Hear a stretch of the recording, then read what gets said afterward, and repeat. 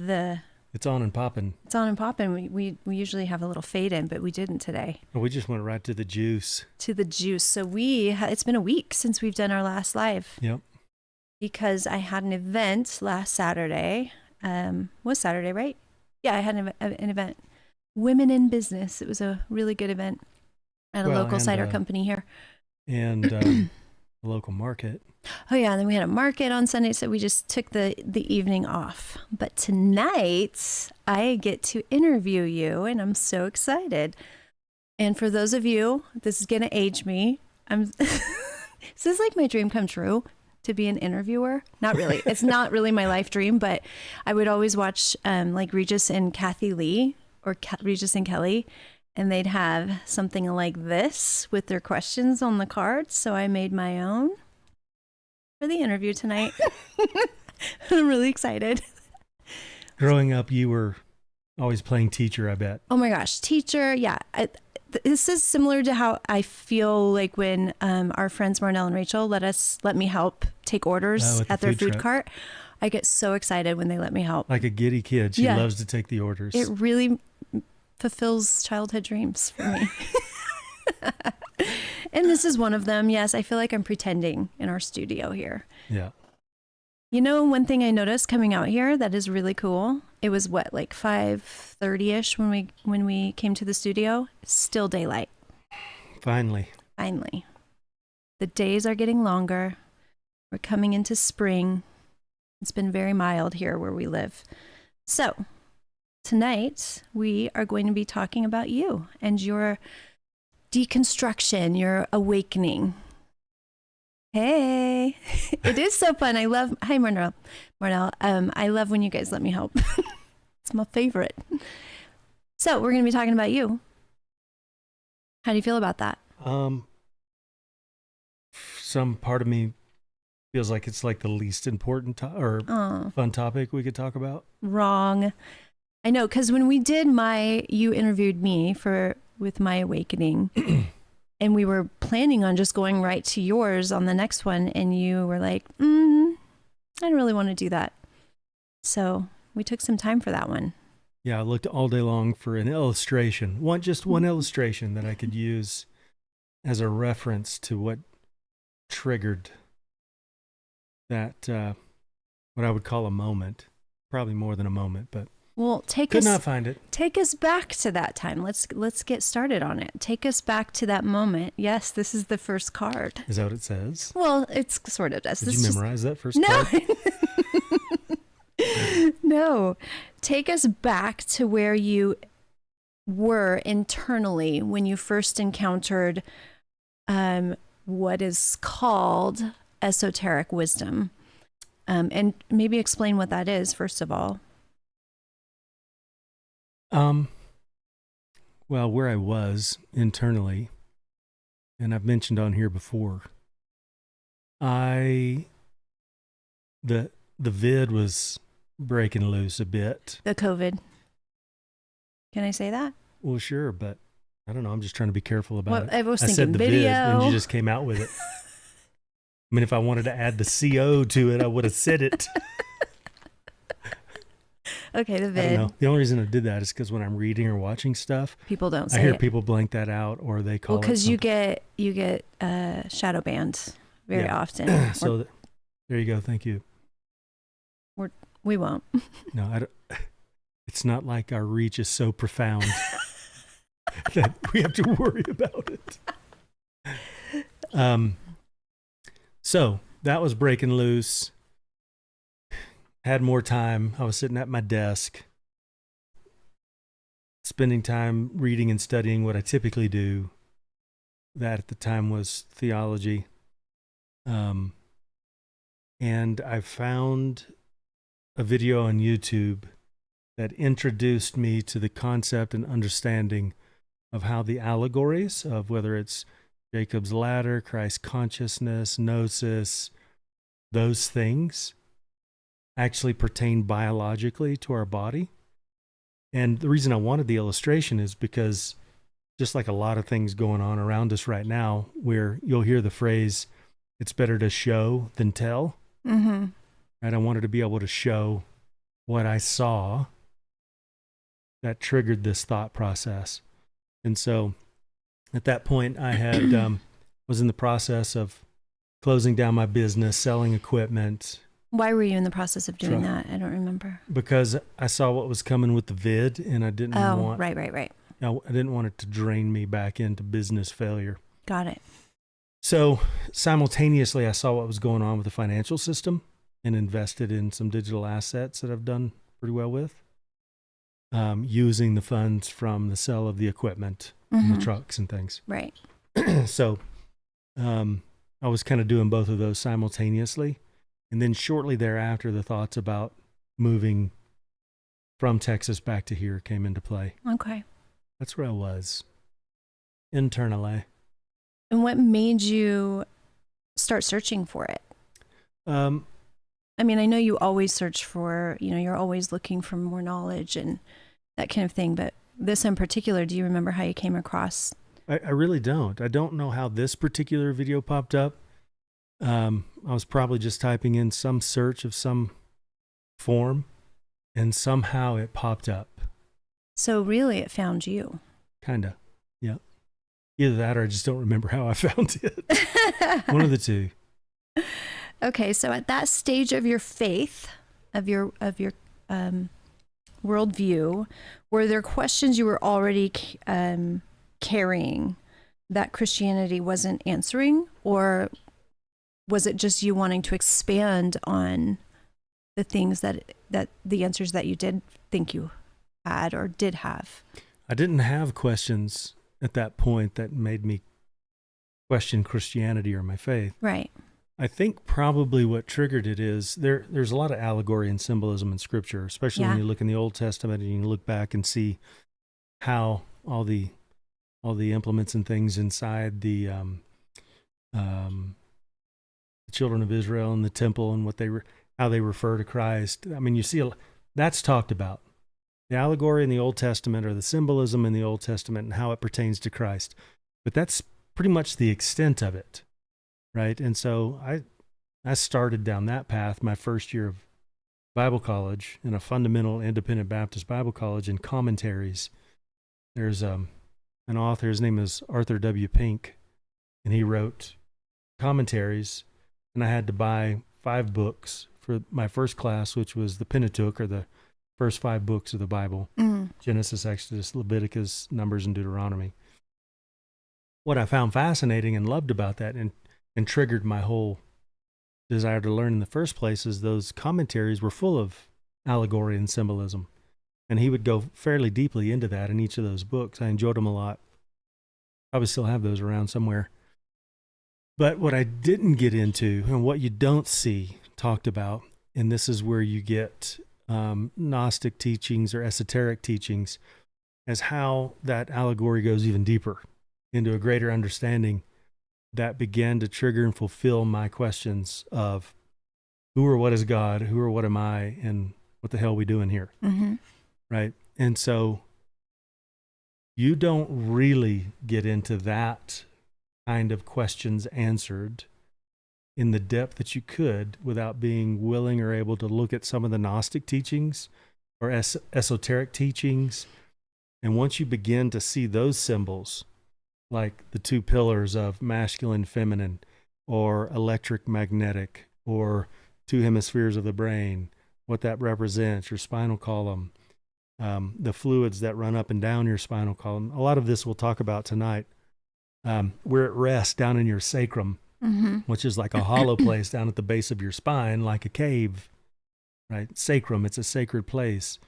Head, H-E-A-D, heaven, H-E-A-V-E-N, Eve offering from the Old Testament, H-E-V-E, or however you spell it, Eve, right? Eve. All these kinds of symbols and what they represent really point to you as an individual being. Right. So tell us, let's just dive into what was the illustration that started this journey for you. It was an illustration of the skull and the brain and the various parts in it, pituitary, pineal, the left and the right, the thalamus, or not the pituitary, the optic thalamus, the spinal column of 33 vertebrae, the Ida and Pingala nerves that wrap around the 33 vertebrae from top to bottom, which, symbolically, you think of Moses and the staff in the desert with the snakes going up it. That's one allegorical story. They'll give you some of that allegory of what it represented, or symbolism, what it represented in the church. But you don't learn how it actually represents this staff going, which is why you see in the medical community, oftentimes a staff with essentially a ball at the top, or there's various iterations of it with wings and these spiral a lot of times shaped, it's a pine cone. a pine cone. Which is the pineal. Right. The Ida and Pingala going up that staff. Right. And why is it on medical facilities? Because that journey of what takes place internally, if you know how to do it or what to do with it, provides healing both physically to you, mentally to you, and spiritually to you. Right. And so all of that symbolism just started to snowball. And that's the image I saw, was the spinal column, the head, the sacrum. It began to show how that related to your 33 vertebrae, 33 years of Christ's life, how he, at the end of his life, was crossed, crucified, crosses over the vagus nerve up into Golgotha, which in scripture means place of the skull. There's passage, I'm trying to remember what passages it talks about, but it talks about your eye being full of light in the scripture. There's a whole bunch of things, of course. There's so much. And a lot of this you can find in the Book of Wisdom. Yeah. Do you remember the author? We have the Book of Wisdom, but I don't, but all you have to do is search the Book of Wisdom, and I'll link it. Well, if somebody typed in, it's fascinating. If you type in, and you could research esoteric or Gnostic interpretation of Christ consciousness or gnosis, or you'll begin to see images of these coming. There's a lot of them. There's videos, there's illustrations. A lot of it on YouTube. It's great. And what I love are the ones that show you both. They show you the allegorical interpretation as well as the actual physical anatomy of our being. I love the 33 vertebrae. Christ was 33 years old. Yep. Jacob's ladder. Tell me about that. Like, was that something that, because you've spoken a lot about that to me. Yeah. I mean, you could read that story of Jacob's ladder. It talks about the angels descending and ascending, which is actually what takes place. Right. Naturally within our bodies. Where the milk and the honey descend, from the optic thalamus. There's places in your brain, what's that area called, where essentially the seed drops down and it rests in your sacrum, in the cave at the base of your spine for 3 days, about right? 2.5, 3 days ish, right? And then then it rises again. If you've eaten well, if you've cleaned, basically a clean living, peaceful, unstressful. Yeah. Which when you think, that's what enables it to rise back up again. It's an energetic thing as well as a biological thing. And what is the benefit? What are the benefits of that rising again? Because I know we've read a lot about this, but for those who haven't, what are the health benefits of that and spiritual? A lot. It's it affects your blood. It affects your nervous system and your energy.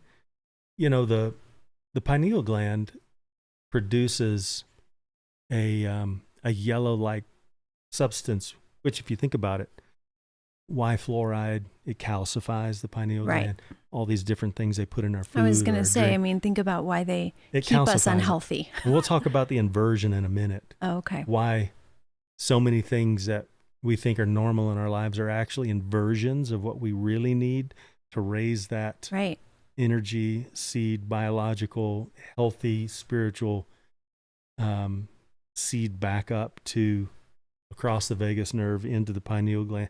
I mean, we're receptors. We're antennae of energy, essentially. Yeah. And so that our reception is low, so that our ability to receive is diminished. That's what they want. They would prefer us to not know these things. And do you think that's why it's been hidden? And, I guess explaining what esoteric is and why has this wisdom, this knowledge been hidden from us? Do you think, this is kind of speaking right into that. Why is this not common knowledge? Well, when you're reading and looking at these things, you'll read esoteric or Gnosticism, or you'll see the word cult. I was going to say, it'll scare some people to hear these words. Well, and, obviously coming from our background, you see the word cult and you're like, shit, I don't want anything to do with that. Cult means hidden. Right. There's hidden wisdom, hidden knowledge. A mystery is something that's hidden that needs to be discovered. That doesn't mean we are encouraging you to join a cult. No. But everything is... It's like I always tease because... Yeah. It's a cult if it's not your cult. Exactly. Right? You know what I mean? Yes, and that's what happens. It's so true. And so it was hidden, has been for centuries, for the same reason that Jesus spoke in parables. I was going to get to that. Yeshua spoke in parables. Because why? He talked about eyes to see and ears to hear. That is something that has been repeating. I was just telling your mom, ears to hear, eyes to see has been repeating within my spirit for weeks. Just, I don't know what it is. There's something about that right now. I think so many people are waking up. Yeah. And part of the reason I believe that Christ spoke in parables or his understandings have been hidden is because there is, for a very, very, very long time, been in place a structure, a cabal, if you will, that there were consequences for believing these things openly and communicating them and speaking them. Consequences like crucifixion. And that crucifixion story, Yeshua wasn't the only person in history with that same exact story. Right. This story has been repeating for millennia. Mm-hmm. And with the same exact age, same exact resurrection, same exact number of disciples. Why? Because what it's allegorically and symbolically pointing to is actually what's taking place within us, your body. And within the universe, when you think of time, months, moons, the 13, there's so much, you could go deep, but it's everything. It's everything. Well, he is everywhere and fills all things. If you look at that, right? If you look at that popular painting of the Last Supper. Yes. And you've got all 12 disciples there, Yeshua sitting in the middle, kind of on his own. And all 12 of those disciples are broken up into, you can see they're somewhat divided into 3 sets of 4 disciples, or 4 sets of 3 disciples. Right. Their hand gestures mean something, what they're pointing at, the colors they're wearing. Yeah, it goes deep. Well, and it's not untouchable or unreachable or not satanic inversion cultish. It is symbolism. Mm-hmm. It's allegory. And when you look, that particular one is more about the sun cycle. Right. It's more about the 12 months. Mm-hmm. And then the 13th being Yeshua in the middle. Mm-hmm. Right. So, and the seasons. Then you realize why has our calendar been changed / inverted? Right. Because it affects our natural rhythms. Daylight savings time messes with it even more. It inverts everything that you see that is what would be considered sacred, right, is inverted into something that's outside of ourselves. Outside of ourselves. So and it's not, it's within. Where Yeshua said the kingdom of God is within, right? The inversion or satanic pursuit is pursuit without. Right. Right. So holy, sacred, internal, kingdom of God within. What does that mean? Well, that's essentially what I'm talking about. The symbolism and allegory pertaining to our human anatomy. Our literal human anatomy. And what's actually going on right, here. Right. And there's no point in arguing the historicity of it. Some people will argue that Yeshua or Christ or any of the others with the same story were not literal historical beings. I personally think he was, obviously. Mm-hmm. But the point of what's being said there, whether you believe it historically or not, is what's actually going on in here, what you should be or what you could be doing to raise this energy up through your anatomy, through your body. Mm-hmm. And what that actually looks like can be explained medically, or it can be explained allegorically and symbolically. The allegory and the symbolism is where we get these various different religions. And once you see that symbolism, you see that symbolism in everything. Mm-hmm. Everything. Yes. And I think when you're, again, eyes to see, ears to hear, if you are open to seeing it, you're going to see it in nature, in the universe, in everything. Well, and I believe it is being revealed. I do too. Right? Yes. Revelation. Mm-hmm. You know, it's a revealing because I believe we are moving into a time, you know, where those truths, like a lot of others going on right now, whether it's financial system, politics, Jay Steen, if you know what I'm saying. The Epstein shit's everywhere. That's what I'm saying. And so that began to be seeded years ago. Yeah. And folks that were open to looking at it, whether that's politics and stolen elections back in 2020, or whether it's the vid, or whether it's Jeffrey Epstein, all these things were starting to be seeded, and you started seeing people saying things, and then we're called nut jobs. Like I've got friends and family that thought I was losing it. Right. Now all of a sudden you got 3 million freaking documents on Jeffrey Epstein. Now all of a sudden you've got a bunch of stuff out there where these hidden mysteries, mm-hmm. for good reason, over time to light. And that's easy to find. Yeah, it's exciting. So how did these things, these esoteric things you were learning, these new things you were learning, how did they change or reframe your understanding of Christ? Profoundly. I then once I started seeing the symbols and the allegory deeper than what was being taught or I'd learned most of my life. Yeah. I began to then see it in everything. You know, regardless of what you think about Knights Templar or the Masons, or you begin to see this symbolism everywhere. Why? Well, and more open to not just taking the word of what everyone's always said about certain things, but instead having ears to hear and eyes to see, being open to maybe a different perspective, and that it could be the opposite of what we've been told. Well, and I tell you what really makes the biggest difference, right, is once you see that symbolism and I've got a couple of notes here. I'll read some more details because I hate that I couldn't find an illustration, and I feel like it'd have been too small back here anyway. Yeah. We'll figure it out. I almost want to do a whole separate podcast of your own. No, I don't. Basically a site where I can either illustrate, draw, or I think have you AI should, create because you're these so images. passionate about it, and it would also be a creative outlet for you. You should. Well, and there's a million of them out there, right? But it's like anything else. There's ways I'd like to see it that I feel like simplify. A lot more folks that come from my background would see it more simply. Yeah, more simplified. I think you should do that, babe. Because these aren't soundbite discussions.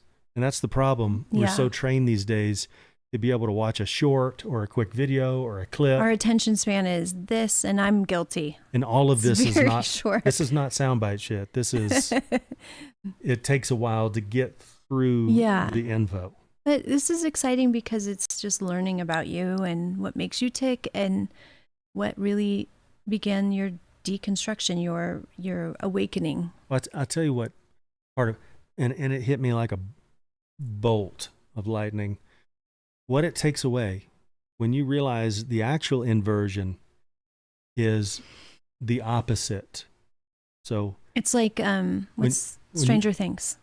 Yeah, there's a lot of symbolism and allegory there. There is. When you realize Yeshua said, the kingdom of God is within, but every religious experience that you've learned about is all about without, begging, pleading, and pursuing without. Mm-hmm. Or outside of ourselves. Outside yourself, you got to stop and think.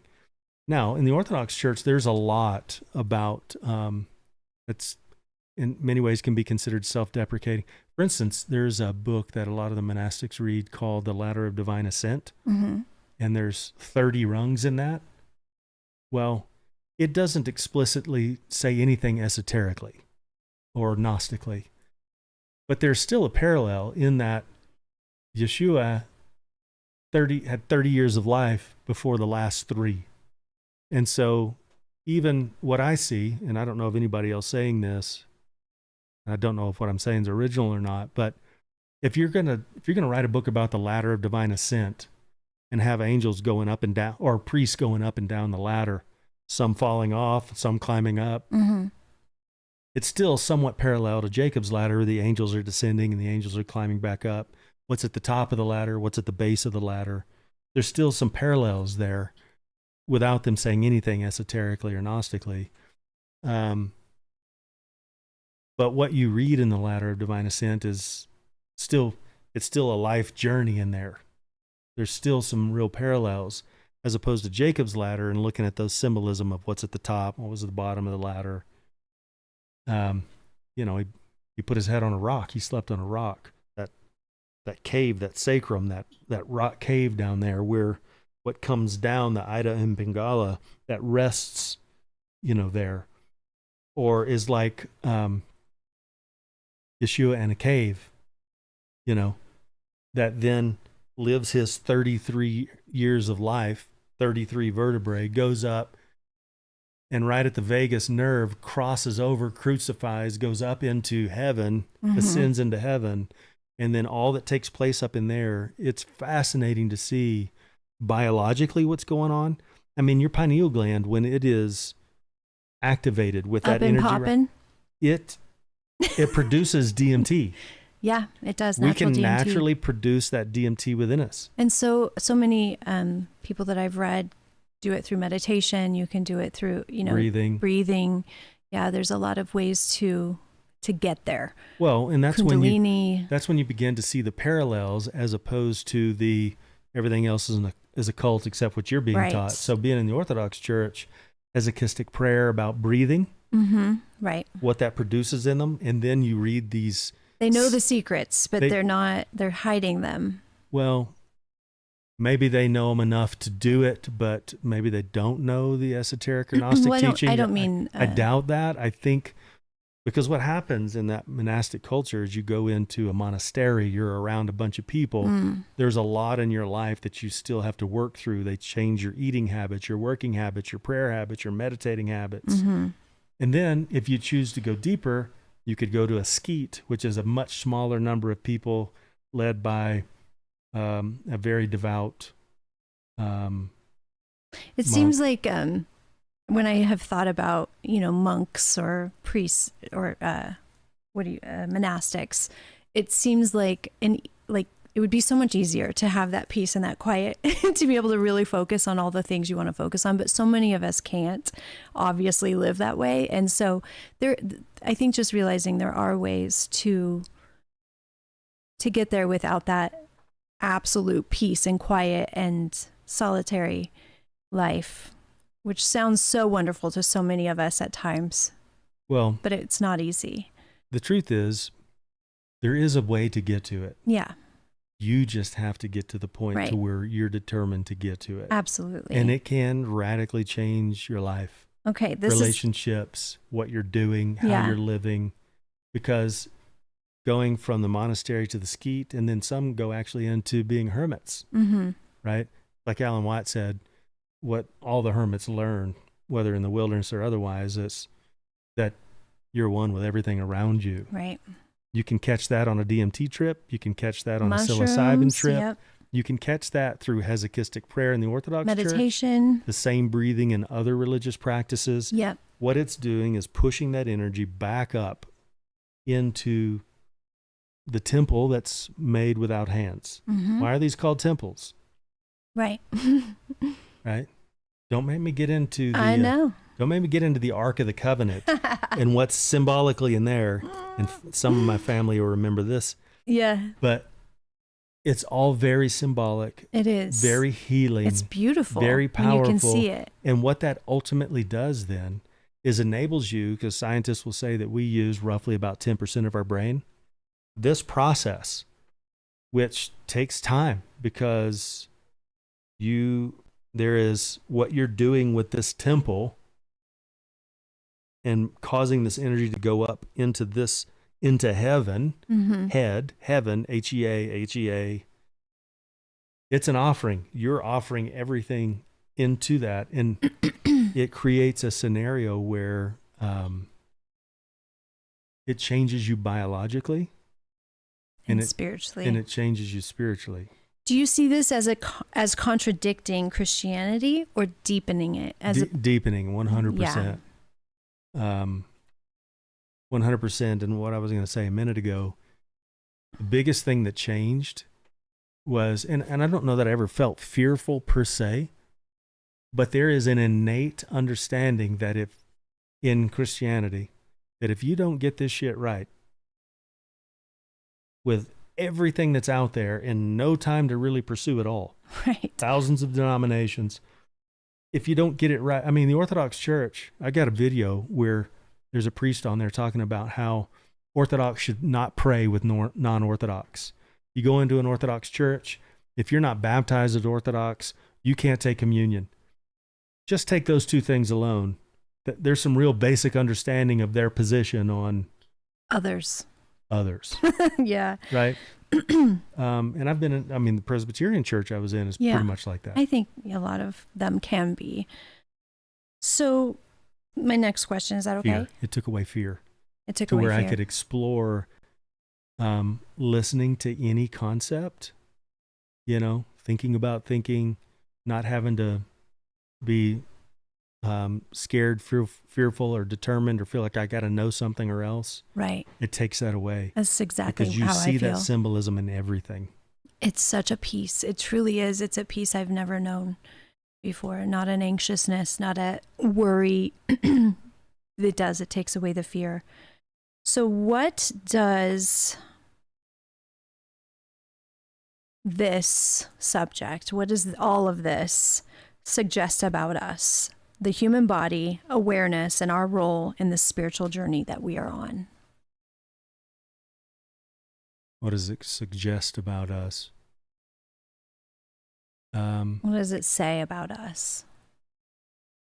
That we, however you want to say it, as created beings, and that saying created being is, again, I'm careful about saying that because it presupposes that something outside of you, which is what you're taught in Christianity, dust of the earth, rib of Adam kind of stuff. Right. All of which, if you understand the symbolism there in the allegory, it helps you understand that differently. But understanding that, understanding that one of Alan Watts's analogies that really meant a lot to me was if you imagined that all that existed was a vast ocean. You're a drop in that ocean, right? Mm-hmm. If all of existence was a tree, you're a leaf on that tree. Yeah. What does that mean? Or another way of saying that is You're a unique expression of source consciousness. Or another way of saying that is, you were created in God's image. But all of Christianity, all of my life, taught me that God was up there in some dimension outside myself that created me through my mother's womb, born into sin, which is a whole sin, S-Y-N or S-I-N. That's a whole nother allegorical, symbolic pursuit. But because he's omniscient, all-knowing, he knew that was going to be the case. I mean, there's a lot of things you begin to think and reason differently, and rightfully so. This leads me into the next question, which is, what beliefs did you have that had to die for this understanding to even be possible? Because there might be people listening at some point, they're like, in that in-between space or just going, gosh, this makes sense, but what about this that I believe? And are there beliefs that have to die? And if so, what were they? The biggest one is God outside of yourself. Yeah. And most people you and I would have heard this differently 10, 15 years ago. Yes. But you would have heard what has been called heresy. Yeah. That we believe we're God. Oh, now all of a sudden I'm going to walk around like I'm, you know what I mean? Yeah. But it's more like St. Athanasius the Great said, God became man so that man can become God. Mm-hmm. And I've read the commentaries and comments on how that is explained away. But it's also the same thing as saying a unique expression of source consciousness. So if God, let's say God, as opposed to source, but God is source, and God is not his name, whatever you how are you supposed to name something that is everywhere present and fills all things? How are you supposed to put a name on something that has no beginning and no end? How are you supposed to name something that is all powerful, all knowing, right? So I like source. Source of what? Source of everything? Of everything. And again, creator. And you even have to shrink source or God into the concept of thinking that God is like an ocean, just to fathom the thought of it. If all of existence was an ocean, that's to shrink source, to shrink God into something that's a little more understandable, so that you can understand that whether you want to call it a drop or a wave, that's what you are. You've emerged from it. You've come out of it. The kingdom of God is within you. John 17, Yeshua prayed that we would be one as he and the Father are one. What does that mean? The Father is who? God, source. What is he really saying? And if you just took what Yeshua was saying and compared what he actually said, to what then is written by the Apostle Paul through the rest of it, there's a lot to struggle with there. But you don't do that because you're fearful. And it feels more comfortable and more safe to have, like I always say, planted your flag on what you believe to be truth, because like Aaron tipped, you got to stand for something or you'll fall for anything. Wow, round two. See what I'm saying? That kind of thing. It's not true. It's not true. You can be free to explore. Did this, when you were having, when you began this journey and having these revelations and seeing these things and just the aha moments you were having, did it cost you anything? Relationships, community, your own identity? I don't think I really cared about my identity. What I cared about was what I wanted to do with my life. Didn't really care about a lot of what others thought about what I did with my life. I just knew what I wanted to do with my life. I cared about that. Right. But But there was a lot of loss there, because once you start seeing these things, Mm-hmm.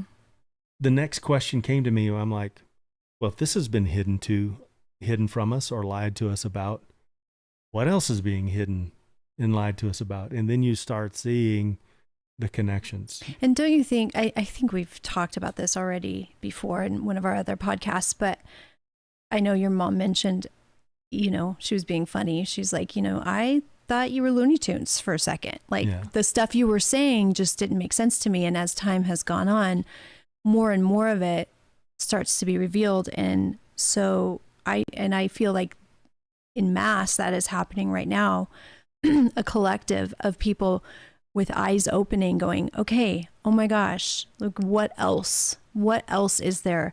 And so what are your thoughts on why this wisdom is now resurfacing? If you'll allow me, I'd like to go back to the previous question. Oh, I'm sorry. Did I cut you off? Very possible. There's more to say there. Okay, yeah, let's go back. Because you asked me what I lost. And we just skipped right over. Yeah. Sorry. That was the beginning of a real challenging time for me, because obviously my relationships, family, were all involved in the church. Right. And I'm naively excited about what I'm learning and wanting to share that with both my kids and my family. And they're loving and respectful enough to listen at the time, but maybe I should have asked more what they thought about what I was saying. There wasn't any problems until moving here and you and I got together. That's what really started. Everybody, you know, even struggles with my middle daughter, was fine and doing great when we got here, kind of. You know, there were still some things that my oldest son and I hadn't talked about. But it was okay. And we were talking on the phone and so forth. And my middle daughter and I, beautiful, sweet, our relationship was better here. She loved talking about this stuff with you. Well, I mean, I would hear her talking for hours with you. Well, and so once I started seeing connections from this and was spending more study in the allegory and the symbolism and church history and things like that, right? Because it leads you into other areas like church history. So this is a big one and an exciting thing to learn, but we think that Rome no longer exists. Rome absolutely exists and has for a very long time. Rome shifted from this governmental construct into a religious construct, which is why it's called the Roman Catholic Church. Right. And from the Roman Catholic Church is where you then get all of the other schisms. Right. The other denominations and on and on. Yeah. And so then the Eastern Orthodox Church, splitting off in 1053 in what they call the Great Schism, declares that they historically are still operating as the original church did for over 1,000 years with no schism. Yeah. Nevertheless, if you go back further, even further to the councils and things like that, what you then begin to see is how Rome's governmental structure was assimilating into or morphing into a religious power structure that has been in place since then, that now just has tendrils that go out into thousands of different tendrils that look different. And all of those tendrils created an inverted system where it took what Yeshua was actually saying and all the things written about him and all the manuscripts, they chose exactly what would go in there, what exactly they meant, what they were said about. And oh, here's the Apostle Paul to speak even more about church structure and Yeshua, who never actually met Yeshua unless you believe the Damascus Road vision kind of a thing. And if you're able to take all of Yeshua's writings and what the Apostle Paul said, the Apostle Paul wrote a lot about what Yeshua didn't talk about a lot. Right. So and I'm talking about this stuff, and I remember my oldest son at one point, he got mad with me and he just said, I'm sick of talking about this shit. Yeah. And I didn't know, I didn't realize. Now, granted, he had just gone into the Marine Corps. Yeah, I was going to say, we had a couple of altercations there. I think that, He was, everybody's in their own, your children at the time are going through their own shit. They're going through their own stuff. They're starting new relationships. They're starting their own adult lives. And I could imagine it would be a little bit overwhelming. Plus COVID was going on at that time. I mean, there was a lot going on at that time. well, so I can imagine being in their place feeling like, what the hell is going on with Dad? yeah. Well, and I'm just now that. starting to see all the connections and things with political theater, right versus left, red and blue. Yeah. And I'm seeing what's going on with the elections and things like that. A lot of this stuff now, which is completely obvious. And I'm talking about it a lot because right. I'm, 2019, 2020, I'm just now reading some of these things. And right. And you're excited about them. Well, and when you first get into it, you have to wade through bullshit and nonsense to try to find solid sources like Tori says, or Terpashore Maris. She's been consistent the whole time. Right. Nonstop. There's a lot that she is that I don't think we even know, but she's been very consistent and always ahead. She's a script writer. She's amazing.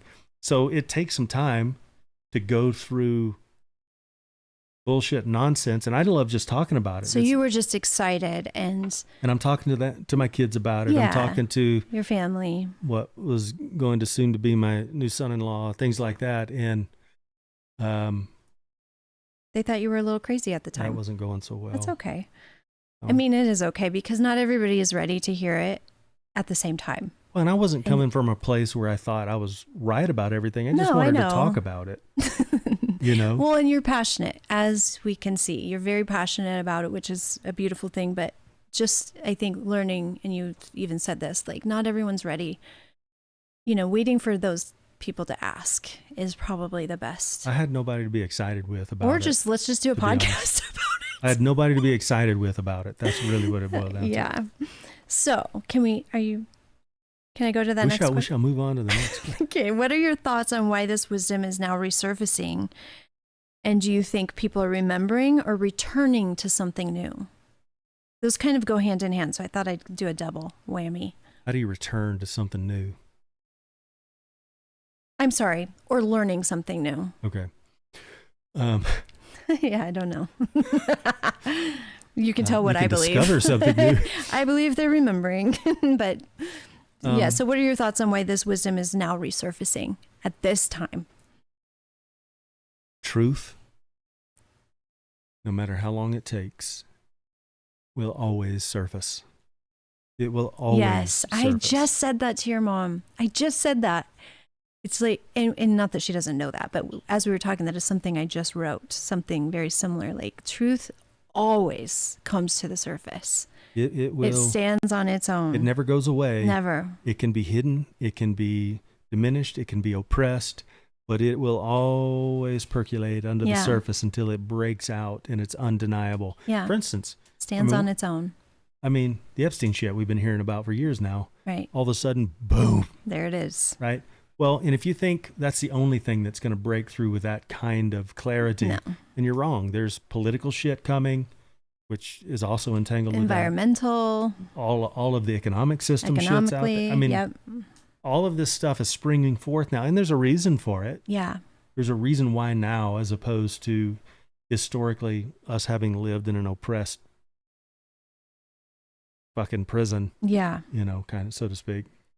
If someone watching feels intrigued, but this makes them maybe a little uncomfortable, which is very likely, with a lot of worldviews, but it could make someone uncomfortable, but also like, this sounds interesting and I'm intrigued. What would you say to them? For me, and people come to it differently, but for me, again, because the allegory and the symbolism is the truth of what's being said there. If you come from a Christian background and let's say you type in Gnostic or esoteric allegory or symbolism about Scripture, or about Christ consciousness, you will be in a place where you can follow the trails of that in different Yeah. directions. And what the truth does, if you're willing to look at it, the truth will set you free from you being nervous or scared, because you really have to ask yourself, why am I nervous or scared? What do I have to lose? Yeah. Well, they'll tell you, you can be led astray by The devil. Demons and spend eternity weeping and gnashing your teeth in the lake of fire while being tormented by demons. Yep. Separated from God. Yeah. Once you understand what's being said allegorically and symbolically, Mm-hmm. you'll not only see it in your own Christian faith, but it is a humanity understanding. So then you'll be able to see it in ancient Egypt. You'll be able to see it in modern Buddhism. You'll be able to see, and this isn't what people hear is, oh, here we go, New Age. It's all religions becoming one. Yeah. We're not talking about the New World Order here.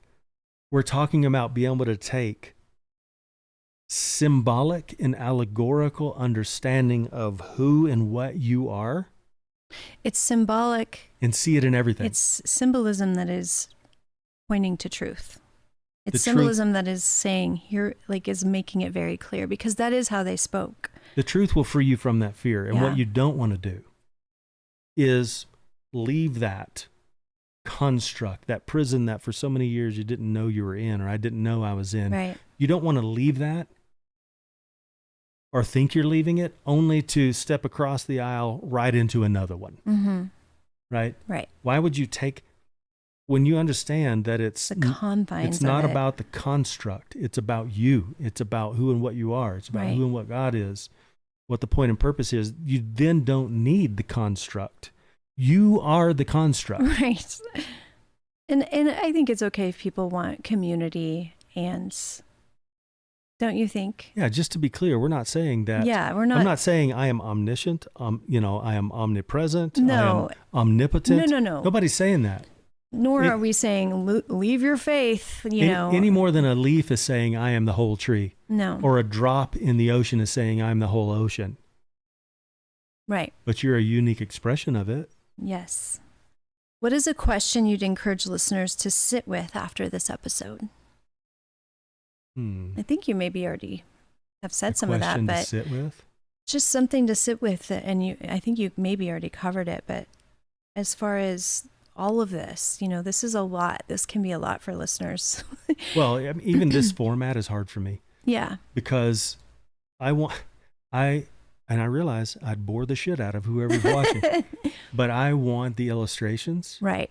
Because to me, I want for us to somehow be of value to whoever decides to watch or listen, which requires bringing substance. Yeah. And it requires not being all fluff and no stuff, I guess, so to speak. But I also realize that these topics and these things are very personal. There's thankfully more and more people watching them. But let's say we approach this whole endeavor from what's the most popular topic, what's the most popular way to do it. We'd be doing fucking entertainment, or what's the other popular one? It's Between Two Ferns? No. That unfortunately that would be more it'd be That's more boring. what we decided last week. We were crime podcast. That kind of stuff. True crime podcast. Mr. Beast bullshit. Right. You heard me, Mr. Beast. Crazy ass. all of these things. Yeah.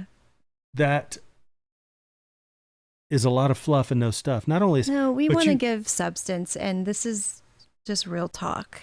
When you've got to assume that most of everything you're seeing, TV, internet, or otherwise, is a psyop. Right. You have to look at all of it as, what is this trying to make me think? Yeah. Yeah. Whether it's us or anybody else. Right. But all I'm saying is, I'm not trying to make anybody believe this. I'm just saying this is food for thought. It's thought provoking. It's good. Yeah. This is what makes me tick. What makes me tick? I want to know more about what this body and being in its totality is capable of. And I have read, whether it's monastic saints, hermits, other religions of the same, we are far more capable Yes. of things than we realize. What they haven't taught us has been kept a mystery. What they feed us, what they put on us, what they clothe us with, what they program us with, suppresses it all. Yeah. That, to me, is the game here. If you wanted to look at this whole thing through game theory, Hengel and I enjoy, or at least I don't know if Hengel enjoys me talking about it, but I enjoy my discussions with Hengel about game theory and how it parallels with life and things like that. And I think that's what people fear is, well, this isn't a game. This is serious life. One chance and you're done. Yeah. Yeah. Get it right or you're fucked. I'm just saying, once you get past realizing that's not the case, right, it does become, what was that Alan Watts said? People take so seriously what's meant for play. This whole existence, yeah, you're meant to play. But instead, we have been suppressed into a prison we don't know we're in. Yeah. And people are emerging wanting to play with thoughts, play with ideas, play with understandings. And it's okay, because this isn't your only chance. Well, I think the fact that we don't have to have it all figured out in a certain time, because it's impossible. I think it's impossible to have it all figured out. We will always, my desire is to always be learning and growing and evolving to be the best version of myself. It makes me, what you just said makes me think of the ladder of divine ascent again from the Orthodox Church. I learned so much from the Orthodox Church. Still love it. Yeah. The scents, the smells, the colors, the calendar. It is beautiful. All of those things, Yeah. colors, scents, smells, calendars, things that were said, things that were sung. I more deeply understand, appreciate, and love it now than when I was actually in the church. Yeah. So, that made me forget what I was going to say. It's okay. Um, Did you want to read something before we? Oh, it was about,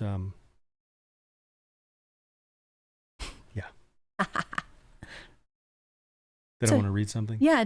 I thought you. No, it's technical things about the pineal gland and the optic thalamus. It's the passages that talk about milk and honey, flowing with milk and honey. Well, I'll read it. Because as you're looking for it, I just want to make the point that I don't believe anything is without a point or purpose in nature, including ourselves, including our bodies, including the sun, the moon, the stars, the tree. I feel like if you believe the way a lot of us, how we were raised, if they truly believe those things, they have to consider that. Nothing is without a purpose. There is purpose in all things and benefits, and there's a rhyme and a reason for all of it. You just have to be able to see it and seek it. This is potentially going to put some Christians' panties in a wad.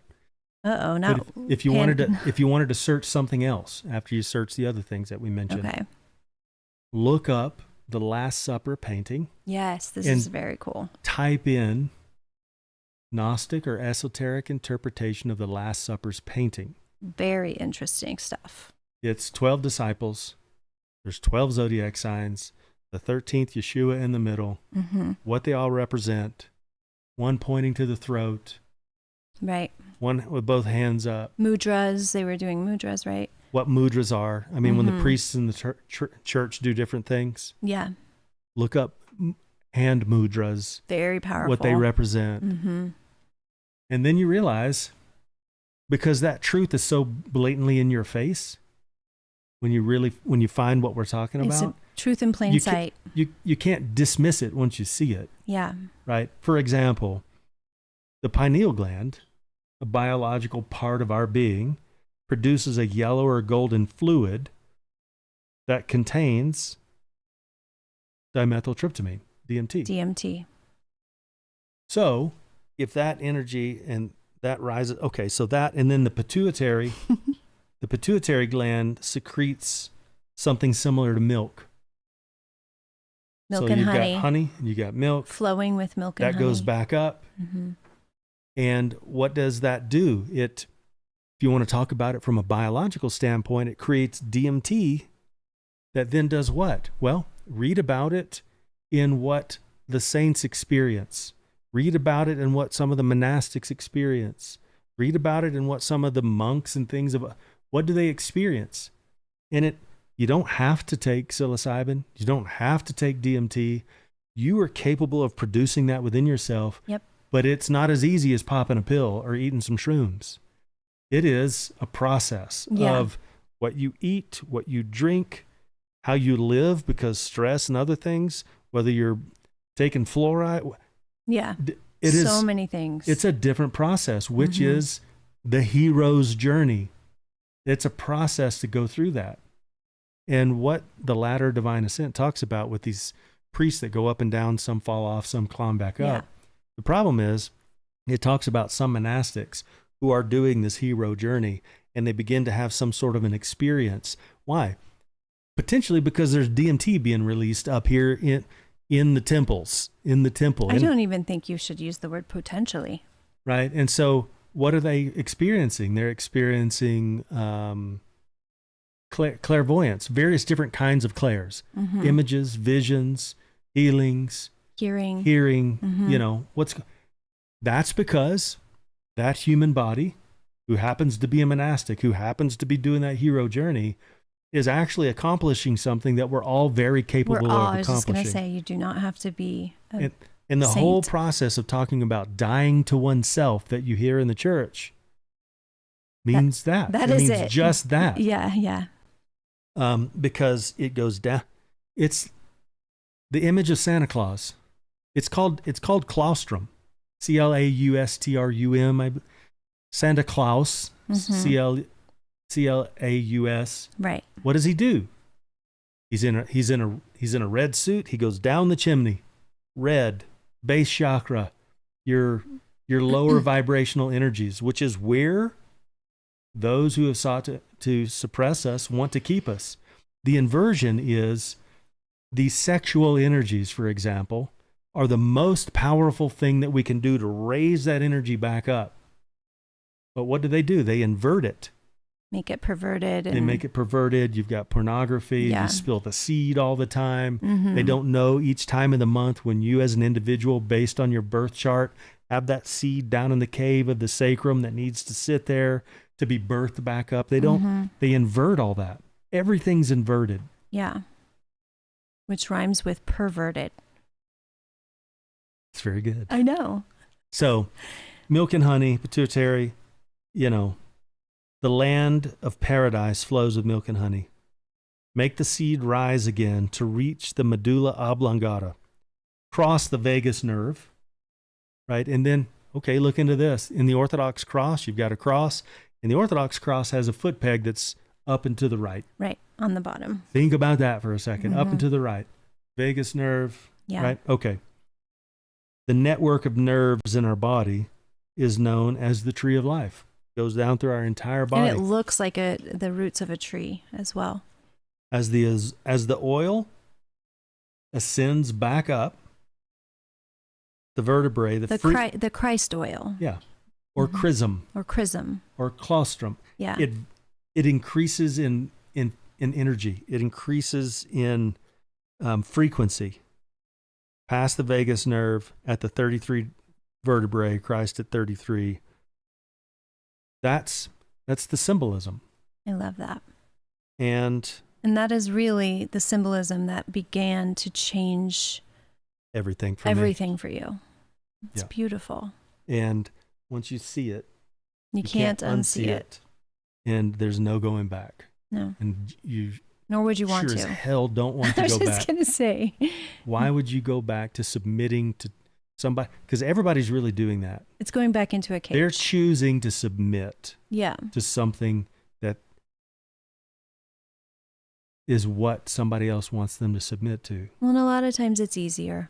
It seems easier. When dying to self really means what we're talking about here. But that takes sacrifice. And then once dying to self and achieving some aspect of what we're talking about.